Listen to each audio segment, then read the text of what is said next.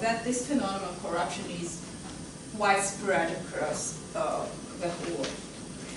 So, if we observe some behavioral pattern, it's very important, and if we want to change it, it's very important, it's crucial to understand the nature of this behavior in order to promote behavioral changes.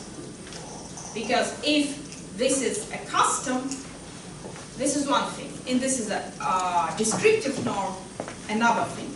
Social norm, a third thing. And different policy is needed to promote behavioral change. So this is the main message, the main point of this course. We need to understand the nature to be able to understand and to measure the nature of some behavioral pattern in order to change it. Okay? Because it's not enough just to observe it. We need to understand why, what are the reasons why people behave this way. So in this course, I will introduce basic concepts that we need to develop the theory, to understand the theory of Christina behavior, such as conditional preferences, empirical norms of expectations, and pluralistic ignorance. And during the second lecture, after the break, for the break you have 1.5 hour break, and you have a homework, a group work for this break. You will need to work in group of 3-4 people, so probably 4 groups. And you'll need to prepare a small written report to send to me. You have my email on very first slide here. This is my mail, so you send. I will also send my lecture notes. So, and after the break, we'll have a second lecture. During the second lecture, I'll talk about the measurement of social norms. Okay? So, today, the first lecture, definitions and diagnostics. We start with a brainstorming. Please organize yourself in groups of 3-4 people. And you have a 3-minute discussion. We have here 2 behavioral patterns, breastfeeding and child marriage. And I want you to discuss these 3 questions. Do you approve this behavior? Why yes, why not? Why do you think people engage in this behavior or drives this behavior? And is it a social norm? So you have 5 minutes to discuss.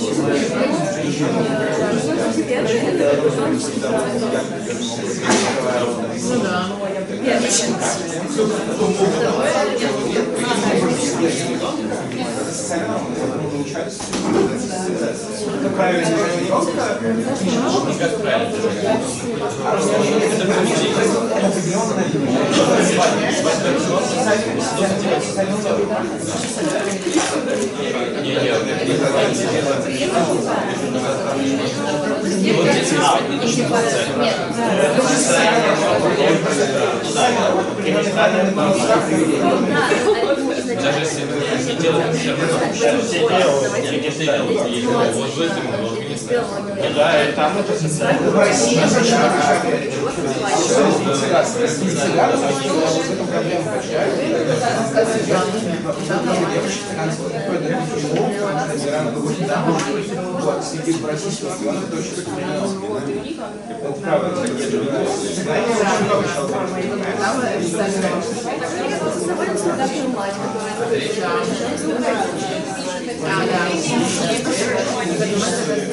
Там просто детей не,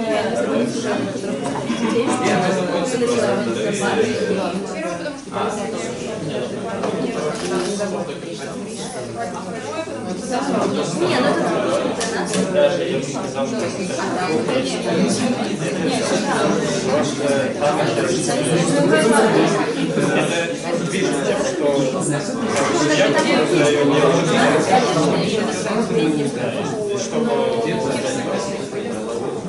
да, и чтобы скинуть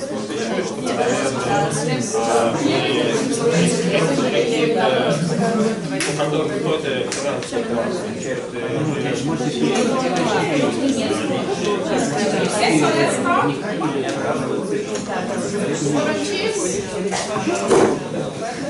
Very briefly, do you ever breastfeeding a child? Breastfeeding, yes. Why? Why do you approve breastfeeding and do not approve childbirth? I think breastfeeding is like a necessity for a child because the child cannot not eat in any moment, so it's like a necessary thing for a child. But child marriage is a cultural norm, I think, in some countries and some cultures, and I think that for young women it's better, and young girls it's better to choose their way, their partner by themselves. So. Okay, thank you. I think some people can disprove this child marriage as social norm because only our European civilization and civilization after second demography transformation, yeah, and this is only our European civilization and so, but. So you believe that European socialization doesn't approve child marriage, while the other part of the world does? Yes? So I think that most of us, as me, approve the first type of behavior breastfeeding because it is a way where mother and child become more intimate, they are closer, and it doesn't hurt any psychological behavior. But meanwhile, the child marriage, it is, I think that it is abnormal. It is abnormal type of behavior, as it can hurt child's mind, and it is. So I think that most psychologists will say that it is not a good decision for young people, as it can hurt them. They can't decide on their own, as they are too young and teased. So they do not have a choice. They have to follow their parents that decided them to go marriage with people who are significantly more adult. Okay, thank you. So what One more problem with child marriage is it prolongs sometimes despite breastfeeding. Breastfeeding is just the moment, and child marriage can destroy the whole life. Breastfeeding destroy the whole life. How it can destroy the whole life? Because your marriage somehow you don't even know, and you like 5 years old, you don't know anything. You don't know what? Anything, nothing. So I mean. So you lose. You want to say you lose the opportunity for education. For education, for normal marriage, for everything. What do you call normal marriage? I mean marriage when you choose the person. Okay, so you lose opportunity for education, for free choice, freedom of choice. Yes, you lose freedom of choice. Mm-hmm. Okay. Also, child behavior is too sensitive, and so they can, they do not know some basic things about how partnership is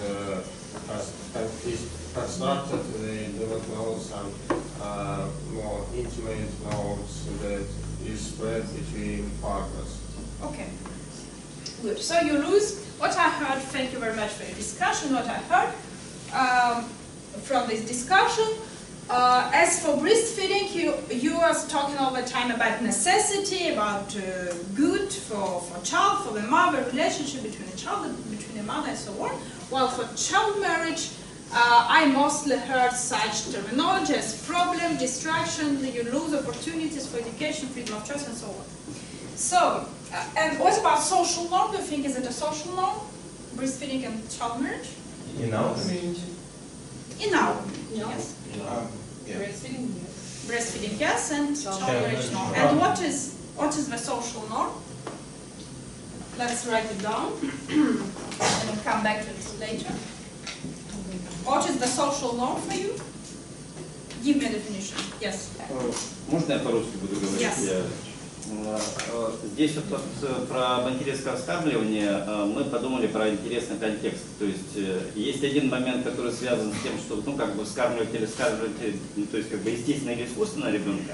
А второй момент это можно ли это делать демонстративно скажем, и то есть или в специально определенных местах. Здесь имелось в виду просто, да, вскармливать. Вот. А потому что вот если в открытых местах, то тогда это уже вопрос социальной нормы. Можно вот так вот в открытую это делать. Да, что вот вы сказали, вопрос социальной нормы. Что такое социальная норма? Ну вот в случае, если это в открытую делается не в закрытых местах, то это вопрос социальной нормы. То есть, насколько соблюдается, некие правила, скажем, раскрытие того же самого тела, демонстрации и так далее. А вот если это идет речь о, так скажем, просто естественном или искусственном вскармливании, то это естественно. А что такое социальная норма? Можете дать определение? Нет, я не готов так сходу, конечно. Вот. То есть некоторая традиция, правила, принятая в обществе. Которая принимается большей частью общества.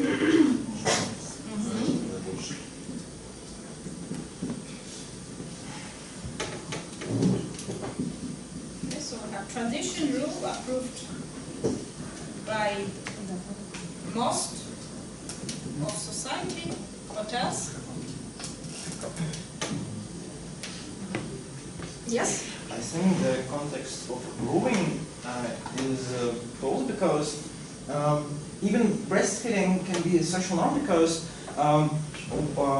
women can hold a child in different way, and the way of feeding is a social norm too, because like her mother taught her how to, and not even taught.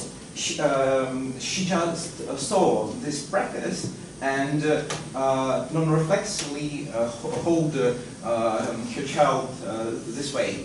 And I think the concept of approving is something that we need to reflect. We need to think about it.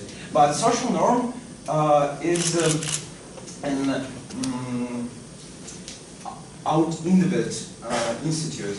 And it's not about our thinking of it. It's just a fact, social fact. Not about thinking, just a fact. What do you mean? I mean that we can say that this is not social norm, but our behavior in the view of sociologists is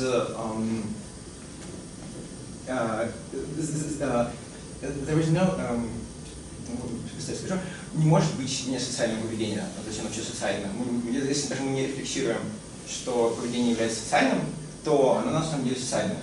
Ну вот такая история, потому что антропологические исследования, которые, собственно, даже показывают вскармливание грудью, там традиция вскармливания грудью, в какой позе стоит и находится мать, это все зависит от той культурной среды, в которой мы выросли. Вот такой. Хорошо. Давайте еще какие-нибудь идеи. Есть что такое социальная норма? У нас курс по социальным нормам, поэтому я хочу записать вот прямо на доске ваше понимание, то, как вы понимаете это сейчас, и как вы будете это понимать по окончании курса. То есть пока мы написали, что некая традиция, какое-то правило, которое одобряется большинством, потому что так сказала мама, так сказал кто-то еще. Но не обязательно одобряется, чтобы так делать. Не обязательно одобряется. Но если так все делают, но никто не одобряет, то это тоже... Вот это тоже интересно. Все так делают, но никто не одобряет. Может еще и термин экономический институт использовать как вариант. Ну это в принципе к правилу почти что равно. So yes, it is not obvious how institutions in institutional economics differ from social law because institute is a rule that that you should obey because of outer mechanism. Social law, there is no nobody will say you that no. It is not necessary that somebody will say you that you should follow this law, obey this law. And our institute have an opportunity to do it. The institute can make you to do it. Okay, thank you. You want to add something? Yeah, maybe it is important to say that it is something that lasts long, that it is passed from one generation to another, and so on. And I think, yeah, the main thing here that it must be approved by the majority of the society. Approved by the majority of yeah, society. Okay. Okay, good. Thank you very much for this fruitful discussion. Let's keep it, and we come back to the definitions by the end of this week. So, time goes very fast. Well, so if we discuss these two situations, breastfeeding and child marriage, what I want to point out is that in both cases, in any behavioral pattern, people who engage in this behavior has factual beliefs about this behavior. So, as for breastfeeding, it might appear weird as well for me, but Beckering in her book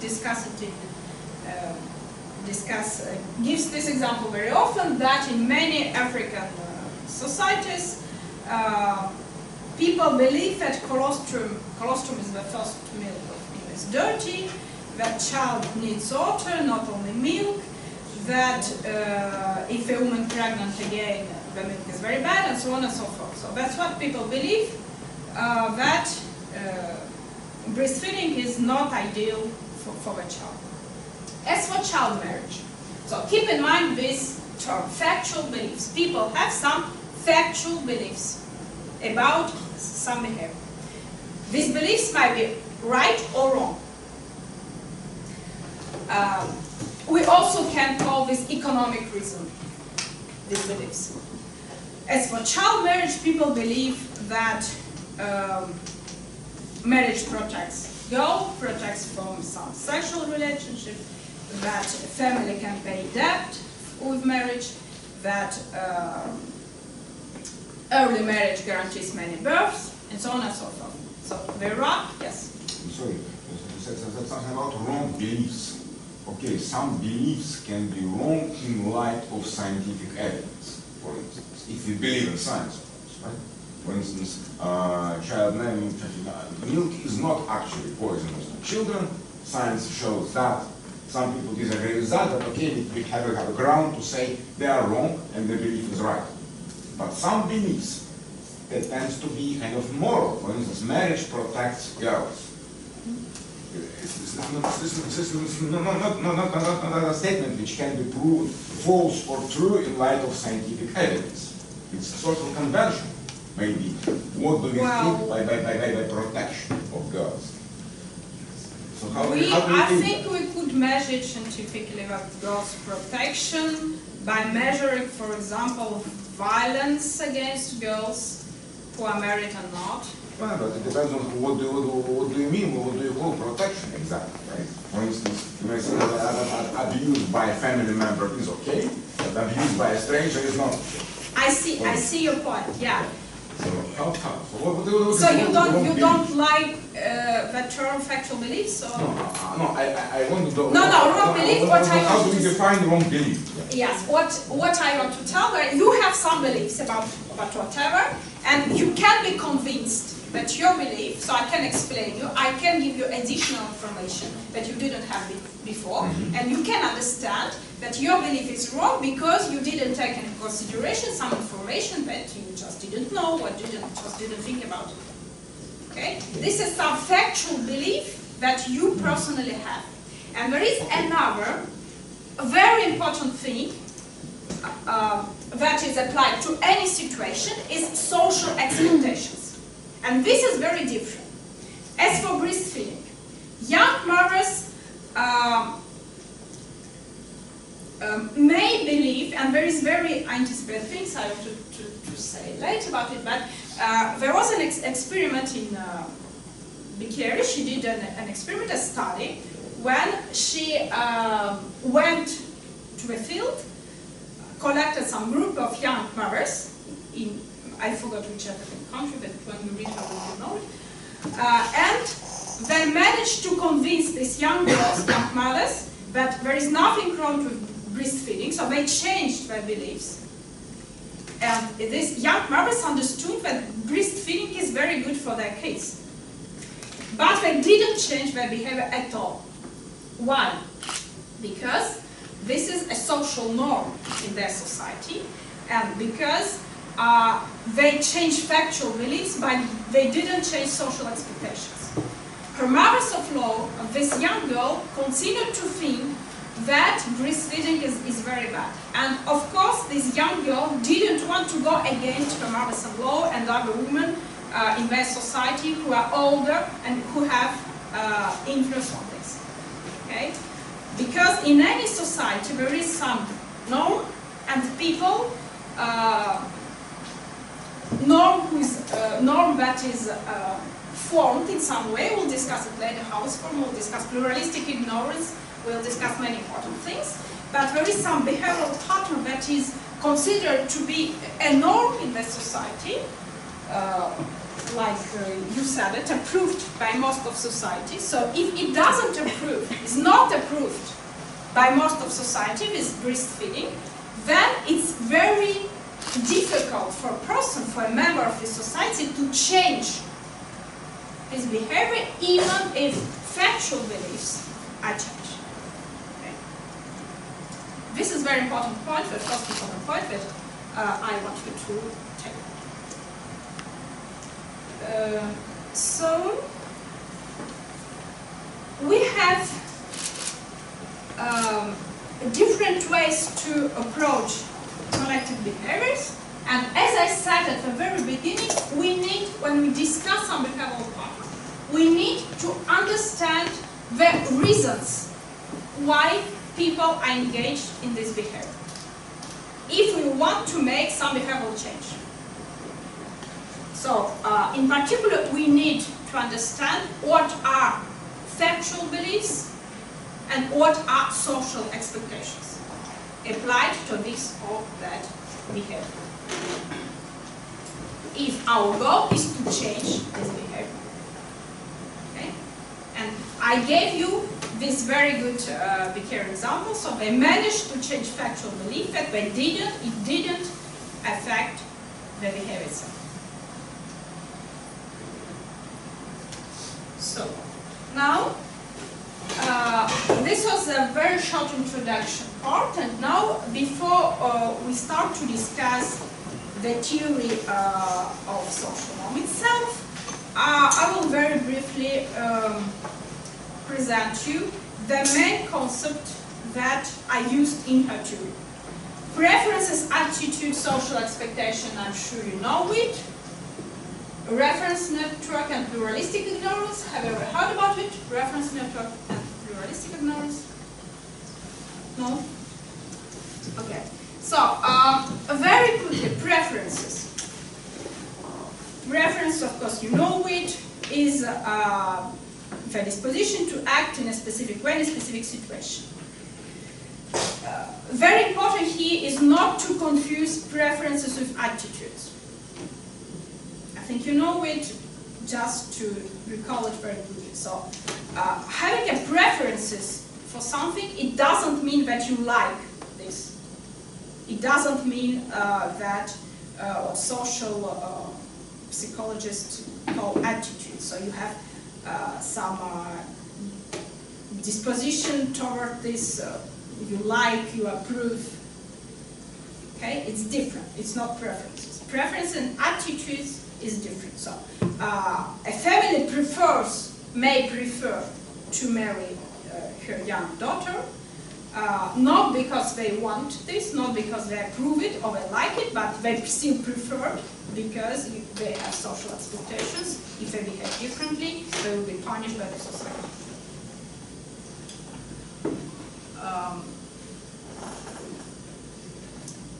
So this is important terms: conditional preferences and unconditional preferences. Unconditional preferences is when your choice, your decision, is not influenced by others, and conditional preferences is when your choice depends on what others, your reference network, think. And here the example that I just gave you about this breastfeeding story in African countries.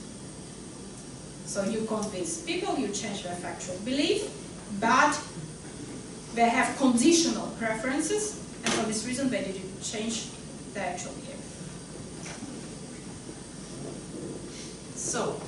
But what would the difference between unconditional preferences and attitude? Unconditional preference is very close to attitudes. If your preference is unconditional and your decision is not affected by ours, you still Okay, your attitude is what you like, what you approve, and your preference is what you do. But if I don't see somebody's yeah, but you still you don't do here. You don't always do what you approve. The good example is that cheating on your wife. If you ask people, do you approve this behavior? Many will say that they don't approve. But still, many behave this way, and it doesn't depend on what others do. What is about drinking sugar water, or eating junk food? Some people can love it, but maybe he would think that it is unhealthy, and he would like to not to eat. Yes, for example. Yes. It is a conditional. It is a conditional preference, but it is not an attitude.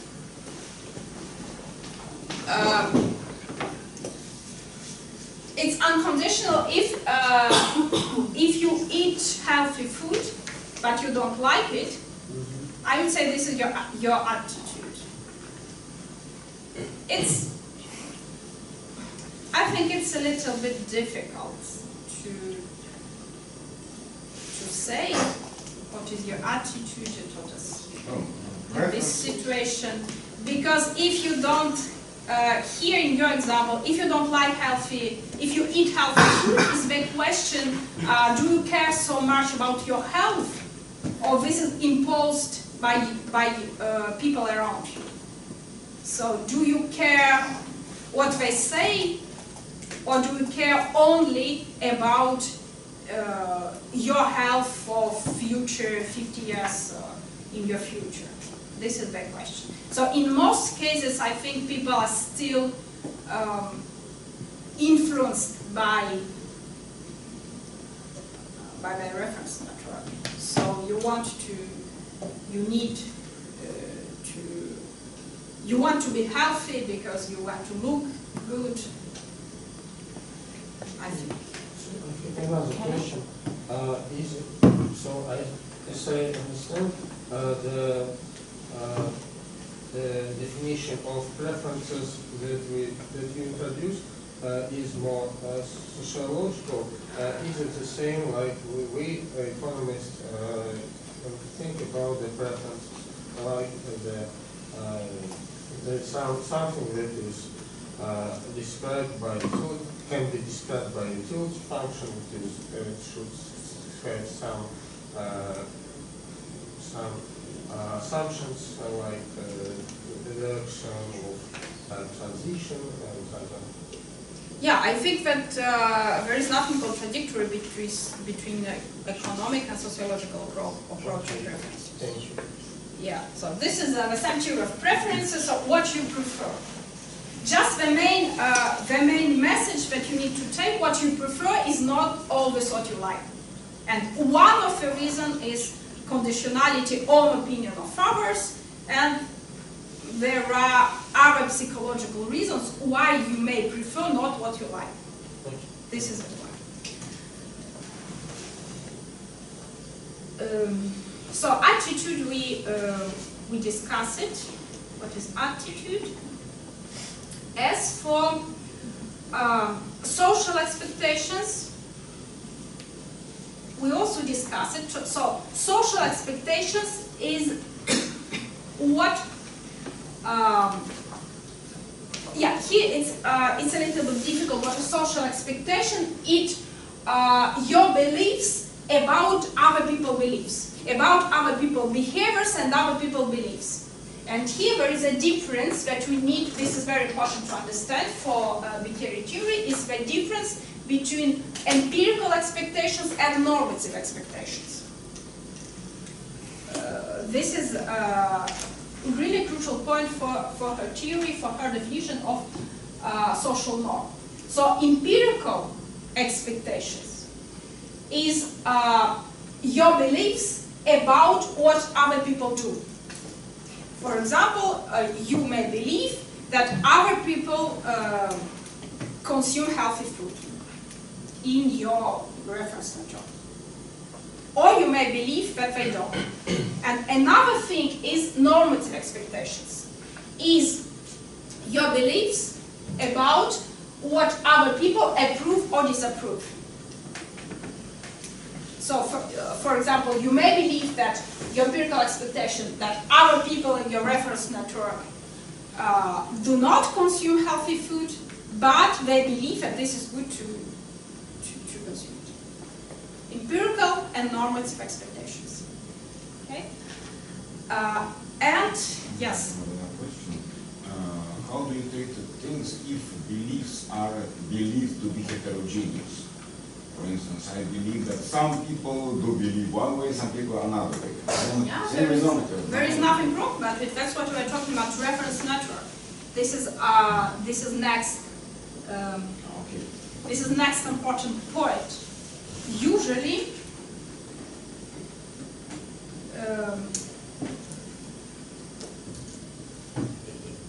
I will come back to this. So usually people don't worry much about what strangers expect from them and about what strangers believe. So usually for people what is important is, and what is determine their choices or their preferences is the reference network. Maybe family members or classmates, or if you live in a small village members, or just friends, and so on and so forth. So people who are important for you, not everybody. You may believe, of course you believe, everybody believes that people are different. That your expectations about behavior in you, as we discussed, in Europe, in some not European countries will be different. Your expectations are always different. But here we're talking about some particular scenario, some expectations about some particular behavioral pattern in some particular group, small group. Okay? And just let me come back to normative expectations. I just want to point out that personal normative beliefs is a very different thing from your normative expectations. Okay? Personal belief is what you believe is good to do. It's what you approve for you. And normative expectations is what you think other people approve. Yes? Do we have an attitude? Don't you say, and can't you say that our attitude is formed by others' expectations of us? This is, I will tell about it at the very end of the course, that this is an open research questions, how our personal normative beliefs are formed. Yeah. There is no theory, and how personal normative beliefs and how normative expectations, how they are formed. This is an open question. We don't know it. And at the end of my lecture, I suggest you to work on this question. Okay. So I don't know an answer to this question. This is very important, very, very interesting question. We just hear what I want to say you, that you don't have to confuse these two things. Your personal normative belief and normative expectations. Usually it's very different. Okay. Okay? Okay, so how much time do you have? 40 minutes, right? Well, so we discussed reference network, and the last very interesting situation is so-called pluralistic ignorance. This is the term introduced by Vicari. This is the situation when one believes that his personal normative beliefs are different from normative expectations, from beliefs in your reference network. But this is not true. This is not the case. The example that you have on this slide is about child beating. In some, this is again the example of Christine Vicari. When parents beat their children, this is not because this is not their personal normative beliefs. They don't want to beat their kids.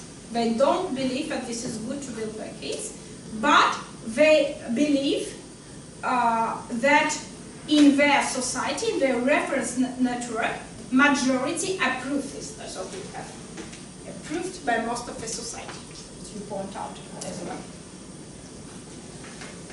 But in the reality, everybody in the society, the majority, do not approve it. This is the cognitive state called by Vicari pluralistic ignorance.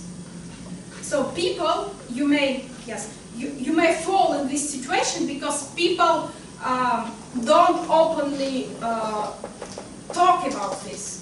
They don't want to appear that they believe differently from the majority. And so in our society, when information is open, it may be that personal beliefs of everybody changed, by given that people don't talk openly about this, they continue to believe that most others believe differently, and they don't want to talk about it. Yes? So, as I understand, the social norm is what? The pluralistic ignorance is a social norm that is not approved by society. Is it correct? No, it's not correct. We don't, let's not, for the moment, let's not use the term social norm, because I will introduce it later. I will give a definition later. Pluralistic ignorance is just what I said now. Okay. Other questions? Do you have in mind your own examples of pluralistic ignorance? I will send you, email you the slides. Political powerlessness. Political powerlessness. I believe something is going wrong, but I'm alone and I cannot change things on my own. Many people think the same way, but they don't want to. Yes, this is a good example. Okay, so now how we make our choice. We have preferences that are formed in a quite difficult way, because we have attitudes, what we like, what we dislike. We have our personal normative beliefs.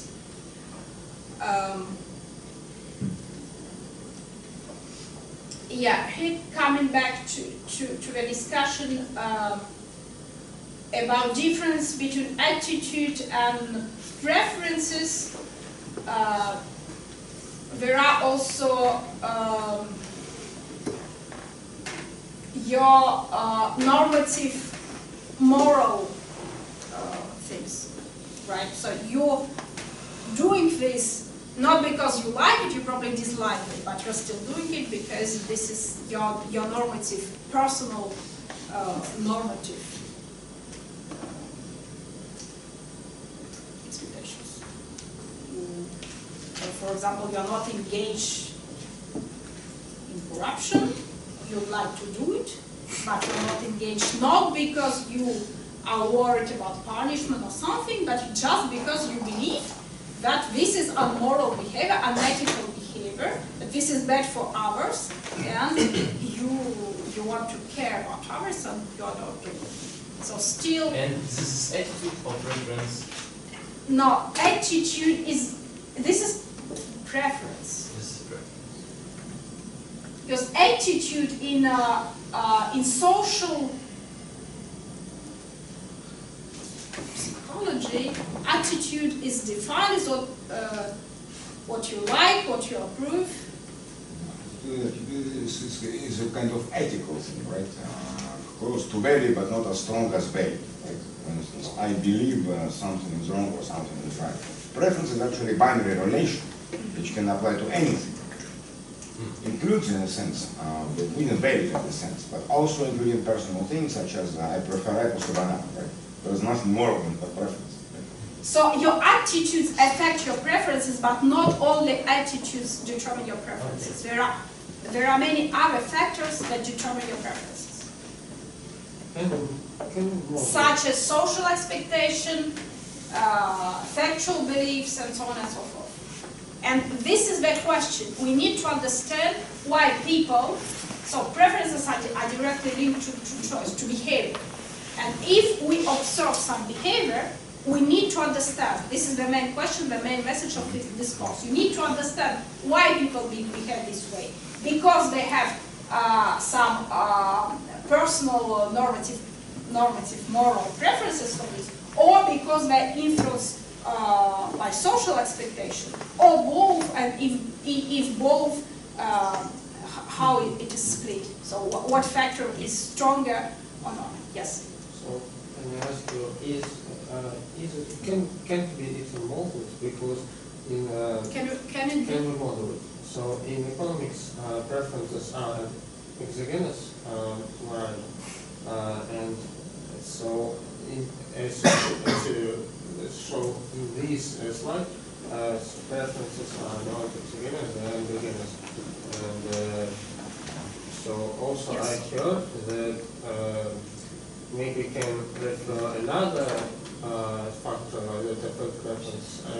I thought that psychologists say that also some context psychological affect preferences. So psychologists have another point of view on this question. Psychologists have I didn't get your last one. The first, yes, of course we can model it, and that's what we'll discuss today. And your second... I will show you after the workshop, so the article. So the psychologists say that also we can some context affect preferences. Some context affect preferences? So yeah, but it doesn't contradict to what I'm saying. Yeah, there are many factors that affect preferences. I think that it is not like a social context, it's another. It's not, it's not only social context, it is social context, your social expectation, also your moral expectations, your moral beliefs.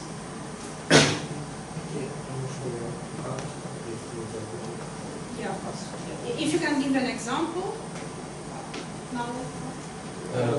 Maybe it's more talking about something like showing eyes near charity taking, and if you say you can pay if you want to, you will put a picture of somebody's eyes near, more people will pay, and it's not social changing. Yes, but this is not. This is exactly the manipulation of your social expectation. This is how you change empirical expectations. Well, yeah. Okay, so let's continue.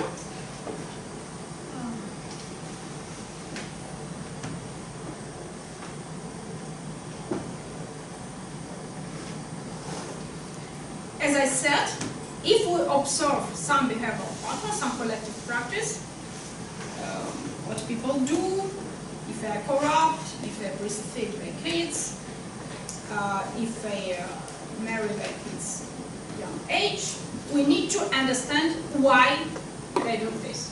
And in particular, we need to understand whether their choices, their behavior, is affected by social expectations, by empirical expectations and norm expectations, or not. Or it is determined only by your personal attitudes and personal values, personal ethical values. Okay? We'll consider many examples and you will understand it better. The first example, we will discuss today, the first lecture will discuss 3 different behavioral patterns, what are called by behavior called customs, when people have unconditional preferences.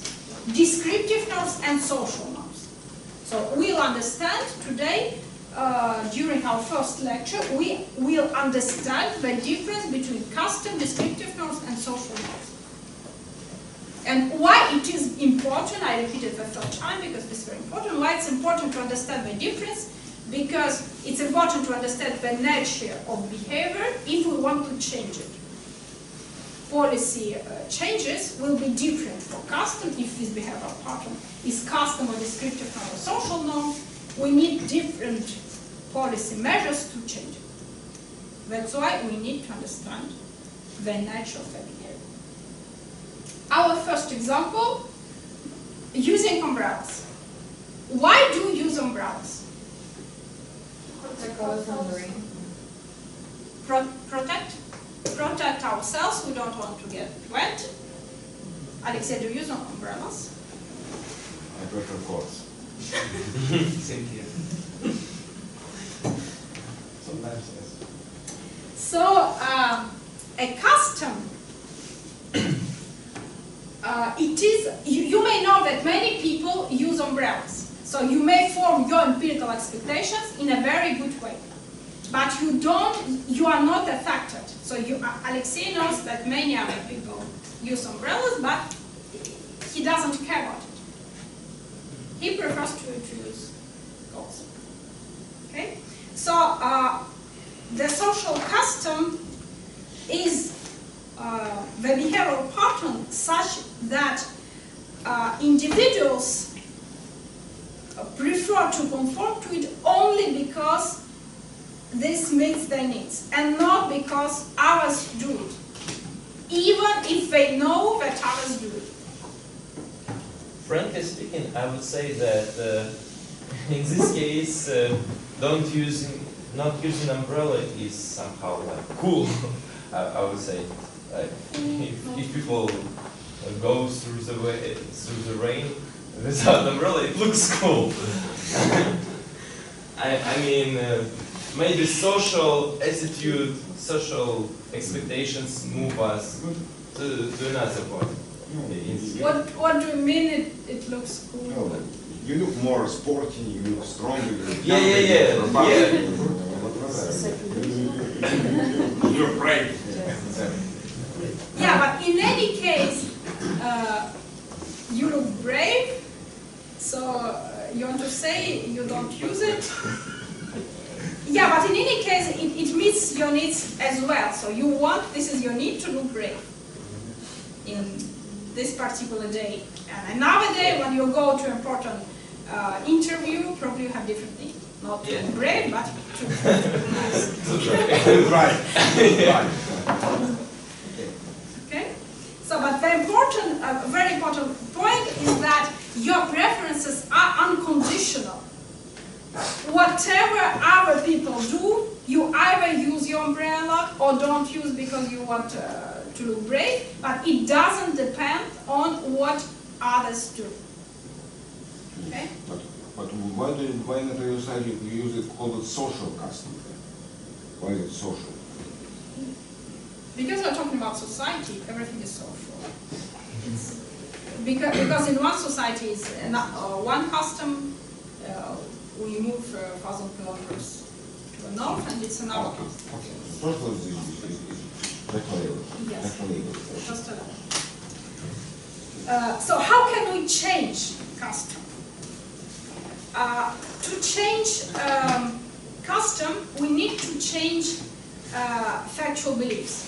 For example, we can, like you told me that if you don't use umbrella, you look brave, you look sporty. So you change my factual belief, and probably I will change my behavior, I will change my custom of using or not using umbrellas. Okay? So it's enough you give information to people, you present some alternatives, you better explain to a person that she might be wrong, that she might forget some important factors, and so on and so forth. You explain advantage of new behavior. Also, how customs can be changed if external conditions change. For example, if if we're talking about eating habits, the introducing of a new product can also change your eating habits, eating customs. So previously you liked some product, but when new product was introduced to the market and you forgot about the old product and start to consume a new product. So everything related to marketing is about how to change customs. Now let's consider another situation. Why do you think people dress baby girls in pink and baby boys in blue? They're used to it just Why? because of some associations of colors in our hair. Because Because of some associations of colors. Did you do it, Alexei? Well, maybe. What about you? Nicole? I didn't. No, No, because for February I got a lot of different of blue colors from my friends, Okay. and so I put everything Okay. on February, and it put me in big trouble. Okay. So basically, people mix up the sexes each other, right? Yeah. So, and another example, let's consider another example. Traffic light. Traffic light when you don't go on red and go on green, and boys in blue, girls in pink. What's the difference between these two situations? So this is how people behave usually. They don't go on red, they go on green. They use blue color for boys and pink for girls. What is the difference between these two situations? Tell me. one can save our life and the second is ridiculous. Okay, this is very good.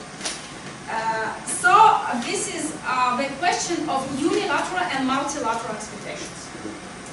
So in both situations, what's the difference between custom, as we considered the previous example of umbrellas, and these two examples? In both situations, clothes for kids and traffic lights, our behavior is determined by expectations. We do it because other people do it. Like, do as Romans do. We just do it because others do it. But here this is the question of unilateral and multilateral expectations. So, it doesn't really meet our needs in terms of umbrellas, but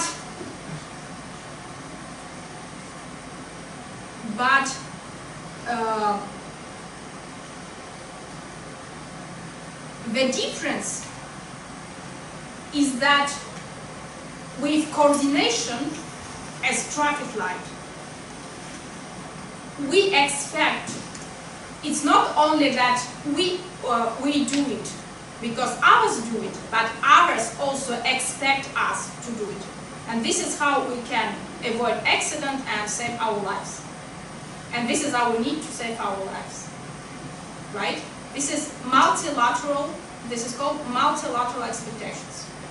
As for clothes for kids, colored clothes for kids, others do not expect us. Some expect, yeah, but they don't, in the situation of traffic lights, others really expect us to stop at red. They really need it. because this is the coordination, this is how we can coordinate and save our lives. As for color of clothes, others might expect it, but they don't really need it. Okay?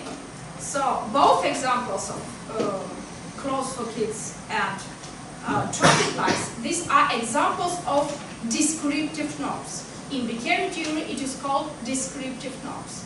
So we behave this way because we expect others to behave this way.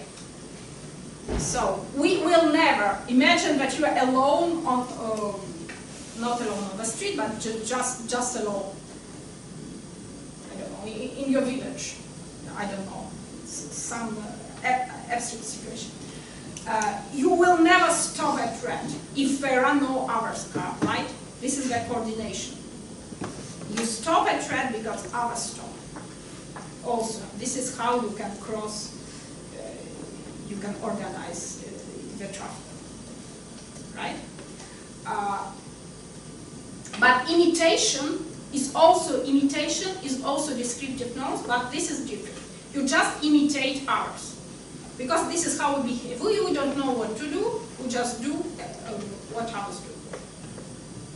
Okay, descriptive norms. And now we turn to the most important. This is just again what I have just said.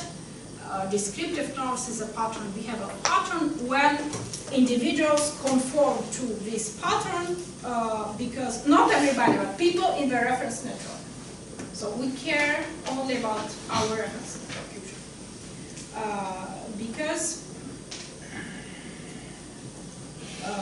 Because most people in our reference network conform to it. I have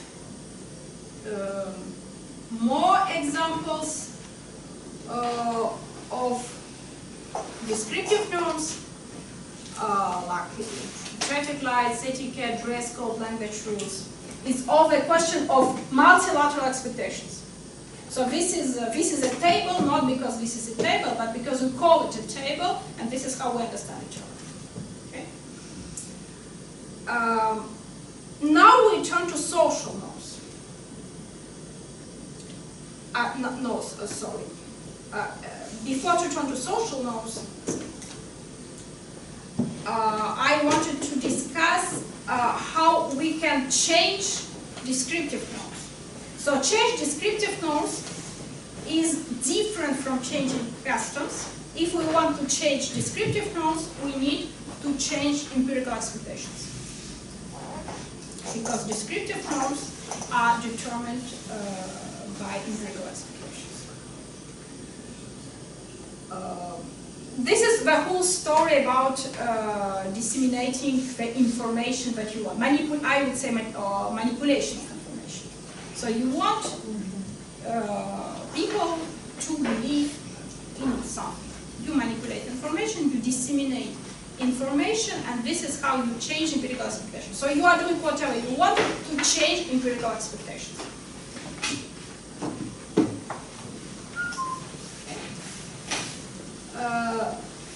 Here just a summary.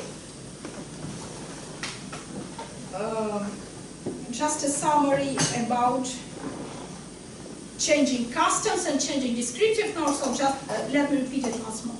So if we want to change a negative custom, if breastfeeding in some society that we discussed was a custom, it had been easy to change it. You just explain to people that they're wrong, that their factual beliefs are wrong. You convince them in it, and it's enough to change a custom. As for norms, descriptive norms, social norms, it's not enough. You also need to change empirical and anticipating social normative expectations. You see the point? So it's not enough to convince people that their factual beliefs are wrong to change a norm. But it's enough if it was a custom. And this is a custom, this is the easiest way to change it. you just explain to people that umbrella is not a modern thing anymore to protect against the rain, because there are very effective coats and this is much easier to use it. You don't need to have your huge umbrella all the time with you. You just explain it to a person and he changed the custom. If this is a norm, it's not enough, because with the norm you need to change expectations, because expectations play a crucial role to sustain this behavioral practice.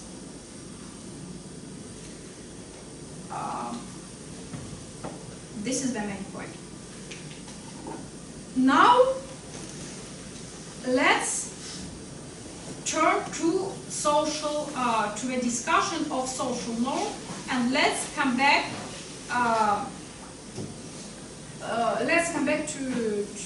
To two situations with which we started our today's discussion. So, why people marry their young daughters? Is it just because they believe, you remember the factual beliefs that we considered, that this is good for family, that family can build some relation with other family, that it protects girls from some sexual relationship, that a girl can have many births, and so on and so forth? Is it only this the reason for young marriage, or they do it because everybody else is doing this? So this is the main question we need to understand if we want to promote behavioral change. We need to understand why people behave this way. Maybe both. This is very good, yeah. Maybe both, but if there are both factors, there are always some proportion. So what factors are stronger? We need to understand what is stronger. And if there is this, we need to understand what is in the society, what are the consequences for behaving differently. How is the punishment? Is the punishment strong or not?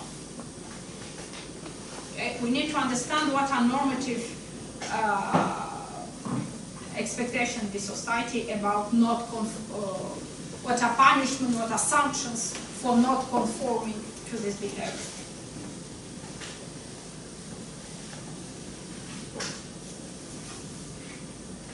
Okay. So the example that I gave you at the very beginning, if we change factual belief, wrong factual belief about a dirty colostrum, if we change this belief, it will not how behavior shows in her study.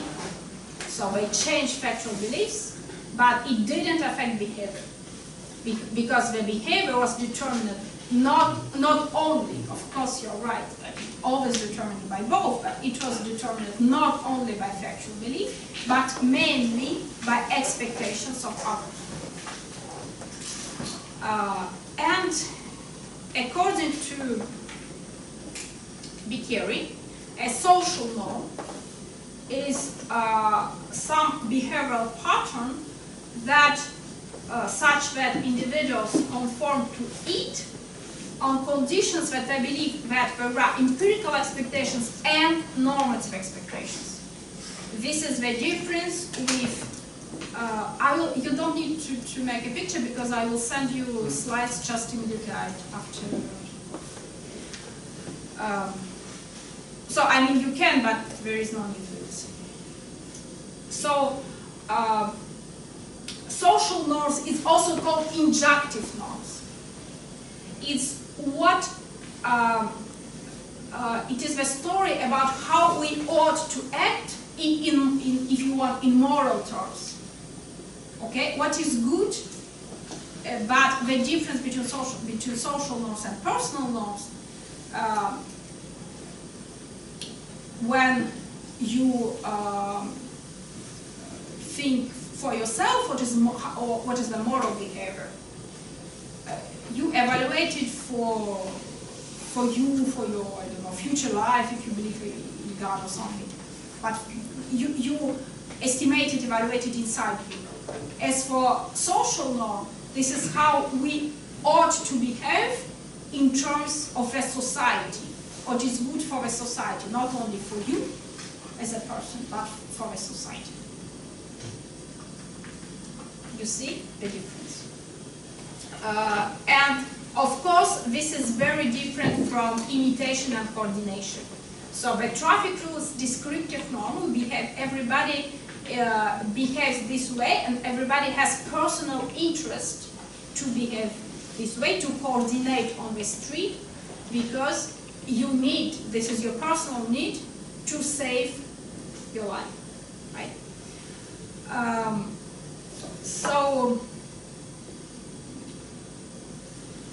This is what I have just said, that if we're talking about social norms, we have preferences that are conditional on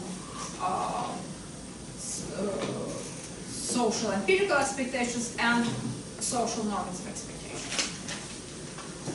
And empirical expectations, as in coordination and imitation story, are not sufficient to motivate compliance with a social norm, because you have your personal interest to behave differently, like in the situation of corruption. Okay, the interest, there is the interest for everybody, for the whole society, for non-corrupt behavior, but not for you. For you, it's always interest to cheat. This is the same story as in public good game.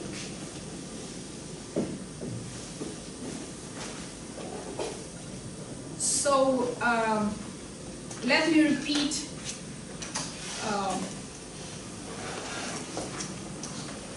once more what are normative expectations. So the normative expectations, how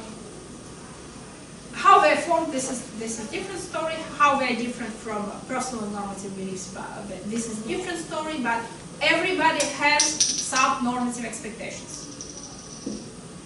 and behaves according to these normative expectations. If we are talking about social norm, why?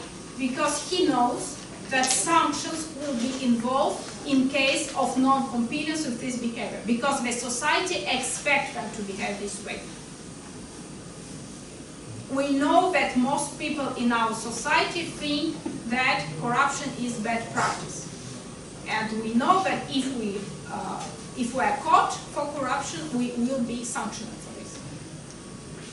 Because normative expectations are such that. So in fact, this is the question. We probably don't know it. I'm working on this story of corruption, and I'm trying to understand to which extent this is a custom, to which extent it's a social norm.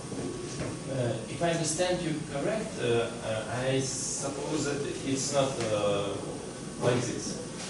Because if somebody is just afraid that he got caught and he got punished for corruption, it's more like an attitude, because he is afraid of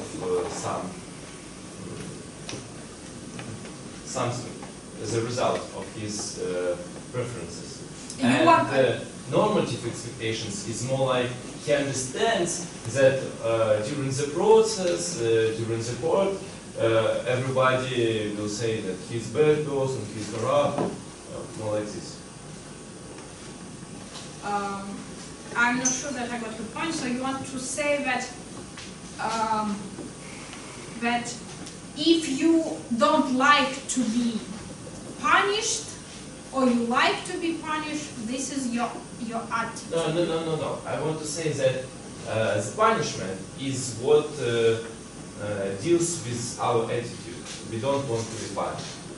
And so the punishment goes through our attitude. Yes, I think I see your point. So if we don't want to be punished, this is our attitude. Yes. Probably there are some strange people who want to be punished for some reason. Yes. This is your attitude. Yes. And normative expectations influence only through attitude of society to us. No, normative expectations is that you expect for some behavior you will be punished. You don't like to be punished in general, this is your attitude. Including formal punishments. I mean... Yeah, of course, formal punishment, both, yes. But you expect, your normative expectations, you expect that for some specific behavior you will be punished, like for corruption. If you expect that you will be punished, and if your personal attitudes are such that you don't like to be punished, then you will probably not behave properly. Okay. So normative expectations is your expectations, what others expect from you in terms of your behavior. Yes? When we say that breastfeeding is a normative expectation for us, I think that no. But society wants women to breastfeed. However, they, for example, here in Russia, they won't be punished for not breastfeeding. But the society, can we say that society wants us to breastfeed? If you say no, if you say, I think that sanctions, punishment, is a very good predictor of normative expectations. Okay. So this is like, you know, dressing your kids, your boys and girls in blue and in pink. Mm-hmm. So probably somebody, like I had this experience. I met some people who really thinks that it's strange to dress a young girl in blue. Yeah. But this is not social punishment, you know. This is just expression of their opinion. So it's not, when we're talking about social norms, so this is the behavior that is good for every member of a society, each member of a society, like corruption. If you are involved in corruption deal, this is good for you, this is good for somebody else, for 2 people, for 3 people, but this is costly, this behavior is costly for everybody else. That's why I'm talking about punishment. Okay? And this is the difference. This is in fact very, how to say, very thin question. And that's why the theory developed this theory of social norms, because I can say that before her theory, and even now, even if you go to publications, even for current publications, you know, people call social norm very different things. And that's why she decided to build a strong theory of norms, so that we call the same, this is like language, a descriptive language, norm. We call the same thing by the same words. As previously, and now, if you just go to, if you Google social norm, you will find very contradictory definitions. So, let me just, yes. So the difference between second-order belief and normative expectation is that normative expectation definitely leads to some consequence, like approval or disapproval. Yes. And second-order belief is just, how to say, an expression of how normative expectation works. So it's like something we think about others, think about us.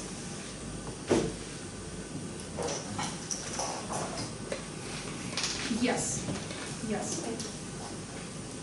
And what is also important here is that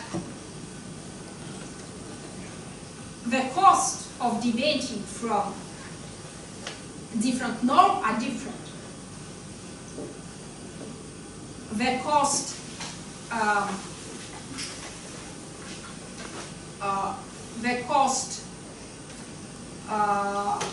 for deviating from a convention, such a language rule.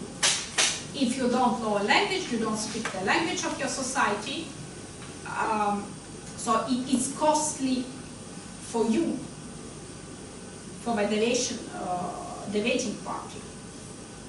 So for you is better to follow the language rule, the traffic rule, whatever. As for social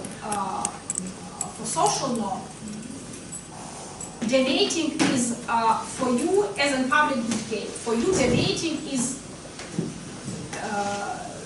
good. That's why sanctions should be established if we want to keep this norm in the society. And this is the difference between descriptive and social norm. So people will not deviate. There is no need to impose sanctions for descriptive norms because it's in the interest of every single people to not deviate. While for social norm, it's not the case. This is the main point between descriptive and social norm. When you think about social norm, think about public good behavior. It's always in your own interest to deviate. That's why the society needs to impose sanctions in order to keep this behavioral practice. Can we switch to the previous slide, please, for a second? So when, for example, we are speaking that it is common for people to write with a much higher speed than it is needed. Mm-hmm. So it is something that normal for these people, but the sanctions are involved in order to prevent these actions. Yes, but this is not really in the interest of this person to... Okay. There are different traffic rules. So, I mean, can we add some rules to the society to, you know, to change these normative expectations? So, adding some sanctions can change the normative expectations. Yeah, of course. Okay. This is my next slide. Okay, how we yeah. can change social norms. In order to change social norm, we need to change normative expectations. Okay. To change descriptive norm, we change empirical expectations. To change social norm, we change normative expectations. Mm-hmm. And how to change normative expectations, this is a big question. And it is related to punishment, to sanctions. So if you change expectation, not sanctions themselves, but expectations of people over sanctions, the normative expectations, then you may change social norms. For example, if in some societies people are very corrupt because there are no really sanctions against corruption, so if you change legislation, if you impose most of the punishment against corruption, probably you can change the social norm. But this is the open question, this is the research question. We know, for example, that in China there is even death punishment for some specific corruption deals, but it's still very widespread. So this question, you know, many questions that you're asking today, it's kind of difficult philosophical research questions. So we don't know. What I want to do today, I want to introduce some strong terminology and some strong theory such that we speak the same language and we can discuss the situation of social norm and we can do research to answer some open questions that are not clear for us. I think that I don't really have time. Do I? Probably not.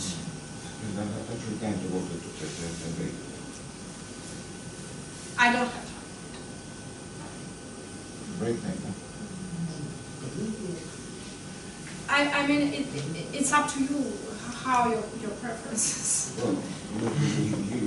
Because the last thing that I wanted to do is to have this work in small groups for 5 minutes and then to discuss it, but we can move it for the work to the break and then start with this discussion next lesson. That's what we can do. Because we have this work in small groups and we also have what I call homework. This is the work for the break. So let's has to do there that you have both pieces of work for the brain. Okay? Yeah. Thank you. Thank you very much.